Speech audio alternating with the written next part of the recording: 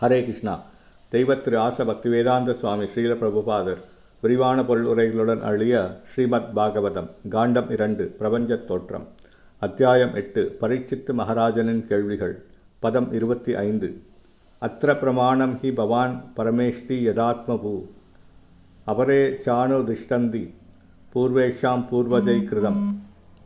மொழிபெயர்ப்பு. மகாமுனிவரே, நீங்கள் முதல் ஜீவராசியான பிரம்மாவுக்கு நிகரானவர். முந்தைய தத்துவவாத கற்பனையாளர்களால் பின்பற்றப்படுவதைப் போல் வழக்கமாக இருந்து வருவதை மட்டுமே மற்றவர்கள் பின்பற்றுகின்றனர். பொருளுரை. சுகதேவரை தவிர மற்ற பல முனிவர்களும் அவர்களுடைய சீடர்களும் கூட இருப்பதால் பகவானை பற்றிய பூரண அறிவில் வல்லுநராக இருப்பவர் சுகதேவ கோஸ்வாமி ஒருவர்தான் என்பதற்கில்லை என்று வாதிக்கப்படக்கூடும். வியாசதேவரின் காலத்திலும் அல்லது அவருக்கு முன்பும் கூட கௌதமர், கணாதர், ஜைமினி, கபிலர் மற்றும் அஷ்டாக்வரர் ஆகியோரை போன்ற பல்வேறு பெரும் முனிவர்கள் இருந்தனர். அவர்களில் ஒவ்வொருவரும் ஒவ்வொரு தத்துவ மார்க்கத்தை கொண்டுள்ளனர். பதஞ்சலியும் அவர்களில் ஒருவராவார். இந்த 6 மகாரிஷிகளும் நவீன தத்துவவாதிகளையும் கற்பனையாளர்களைப் போலவே அவரவருக்கு சொந்தமான சிந்தனா வழிகளை கொண்டவர்களாவர்.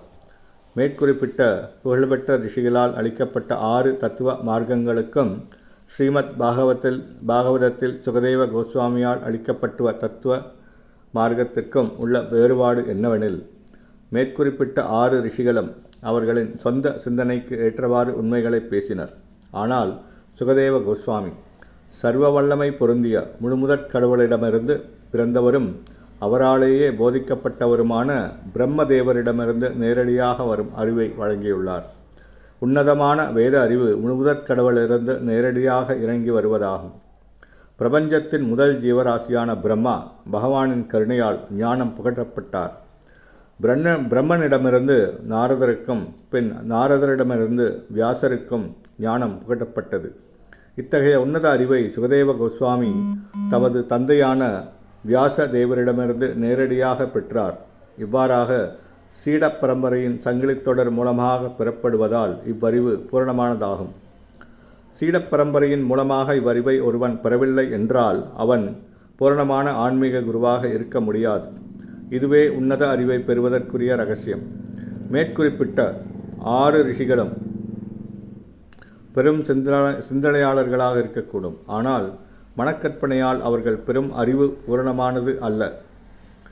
சாஸ்திர அறிவு தத்துவவாதி ஒருவன் ஒரு தத்துவ கோட்பாட்டை எவ்வளவு பக்குவமான முறையில் வழங்கினாலும் அது குறையுடைய மனதால் உண்டாக்கப்பட்டதாக இருப்பதால் அத்தகைய அறிவு ஒருபொழுதும் பூரணமானது அல்ல. அப்பெரும் ரிஷிகளும் கூட அவர்களுடைய சீடப்பரம்பரை உண்டு. ஆனால் அவர்கள் அங்கீகரிக்கப்பட்டவர்கள் அல்ல. ஏனெனில் அத்தகைய அறிவு சுதந்திரமுள்ளவரான பரமபுருஷ பகவானிடமிருந்து அல்லது நாராயணரிடமிருந்து நேராக வரவில்லை. நாராயணரை தவிர வேறெவரும் சுதந்திரமானவராக இருக்க முடியாது. எனவே அனைவரது அறிவும் நிலையற்ற மனதை சார்ந்திருப்பதால் ஒருவருடைய அறிவும் பூரணமானதாக இருக்க முடியாது. மனம் பௌதிகமானது என்பதால் பௌதிக கற்பனையாளர்களால் வழங்கப்பட்டுள்ள அறிவு ஒரு பொழுதும் உன்னதமானதும் அல்ல, பூரணமானதும் அல்ல. பௌதிக தத்துவவாதிகள் குறைபாடுள்ளவர்களாக இருப்பதால் மற்ற தத்துவவாதிகளுடன் இணங்குவதில்லை. ஏனெனில் பௌதிக தத்துவவாதி அவனுடைய சொந்த கோட்பாட்டை அளிக்கவில்லை எனில் அவன் ஒரு தத்துவவாதியாக கருதப்படுவதில்லை.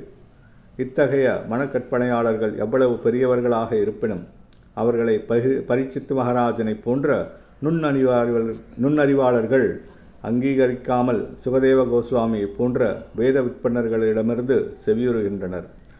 பரம்பரா முறையில் வரும் ஆச்சாரியர் அறிவை புகட்டுவதில் பரமபுருஷ பகவானிடமிருந்து வேறுபட்டவர் அல்ல. பகவத்கீதையில் இது குறிப்பாக வலியுறுத்தப்பட்டுள்ளது. ஹரே கிருஷ்ணா.